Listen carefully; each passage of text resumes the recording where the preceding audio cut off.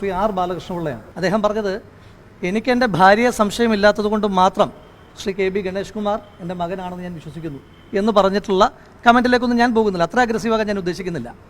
പിന്നെ അദ്ദേഹം IVF സെൻ്ററുകളുടെ കാര്യം പറഞ്ഞു.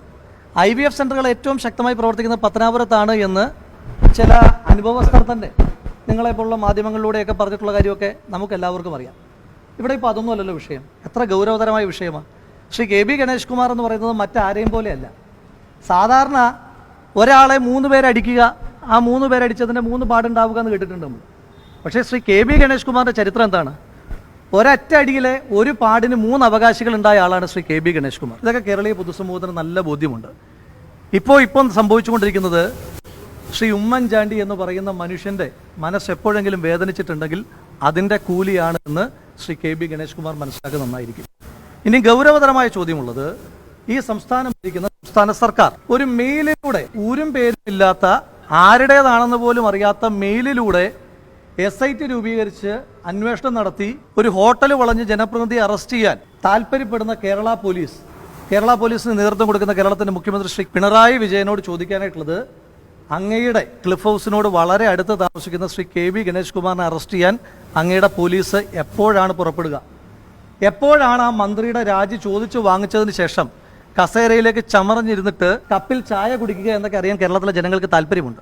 ഇതിനകത്ത് വളരെ ഗൗരവതരമായ വിഷയമുണ്ട്. കേരളത്തിന്റെ പൊതുസമൂഹം ചോദിക്കുന്നുണ്ട്, ആരോപണങ്ങൾ ഉന്നയിക്കുമ്പോൾ അതിനകത്ത് ആ ആരോപണങ്ങളുടെ കേസ് അന്വേഷിക്കുന്നതിനകത്ത് രാഷ്ട്രീയമുണ്ടോ? ജനങ്ങൾ ചോദിക്കുകയാണ്. ആ ചോദിക്കുമ്പോൾ ഇവരെന്താ മറുപടി പറയാൻ പോകുന്നത്? ശ്രീ കെ ബി ഗണേഷ് കുമാറിനെ പോലെ നിരന്തരമായ ആരോപണങ്ങൾ കേൾക്കേണ്ടി വരുന്ന ഒരു ഹാബിച്വൽ ഒഫൻഡർ, അദ്ദേഹത്തിനെതിരായിട്ട് അദ്ദേഹത്തിന്റെ ഭാര്യ വളരെ ഗൗരവതരമായ ഒരു ആരോപണം ഉന്നയിക്കുന്നു. അത് മാധ്യമങ്ങളോട് ഉന്നയിക്കുകയല്ല. അവര് ഈ സംസ്ഥാനത്തിനകത്ത് ഈ രാജ്യത്തിനകത്ത് തന്നെ എല്ലാ സ്ത്രീകൾക്കും വിശ്വാസത്തോടു കൂടി പരാതി പറയുവാൻ കഴിയുന്ന കൺട്രോൾ റൂം നമ്പർ 112 അവർ വിളിക്കുന്നു. ആ വിളിക്ക് എന്ത് പരിഹാരമുണ്ടായി കേരളത്തിന്റെ മുഖ്യമന്ത്രി പറയണം. 2, അതിനെ തുടർന്ന് SP ആ വിഷയത്തിനകത്ത് ഇടപെട്ടിട്ട് എന്ത് മറുപടി ഉണ്ടായി, എന്ത് തീരുമാനമുണ്ടായി എന്ന് SP പറയണം.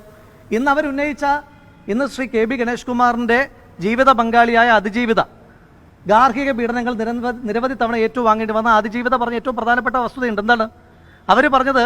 അവരുടെ ഫോൺ ചോർത്തിക്കൊണ്ടിരിക്കുകയാണ് മന്ത്രി. എങ്ങനെയാണ് കഴിയുന്നത്? നിങ്ങൾ വിചാരിച്ച ഫോൺ ചോർത്താൻ കഴിയുമോ? എത്ര ഗൗരവമുള്ള ആരോപണമാണ് അവർ ഉന്നയിച്ചിരിക്കുന്നത്. കൃത്യമായ അധികാരത്തിന്റെ എല്ലാ തരത്തിലുമുള്ള ദുർവിനിയോഗം അല്ലേ നടന്നിരിക്കുന്നത്. ഇനി മറ്റൊരു ഗൗരവതരമായ വിഷയം, ഈ അതിജീവിത തന്നെ പറയുന്നുണ്ട്, ബഹുമാനപ്പെട്ട കേരളത്തിന്റെ മുഖ്യമന്ത്രിയുടെ മകളെ അവർ വിളിച്ചിരുന്നു. ഇത്ര ഗൗരവത്തിലുള്ള ഒരു വിഷയത്തിനകത്ത് പരാതി പറഞ്ഞുകൊണ്ട് കേരളത്തിന്റെ മുഖ്യമന്ത്രിയുടെ മകളെ വിളിച്ചിട്ട് എന്ത് നടപടിയാണ് ആ വിഷയത്തിനകത്തുണ്ടായത് എന്ന് കേരളത്തിന്റെ മുഖ്യമന്ത്രി പറയണം, കേരളത്തിന്റെ ആഭ്യന്തര വകുപ്പ് പറയണം, പോലീസ് സംവിധാനം പറയണം.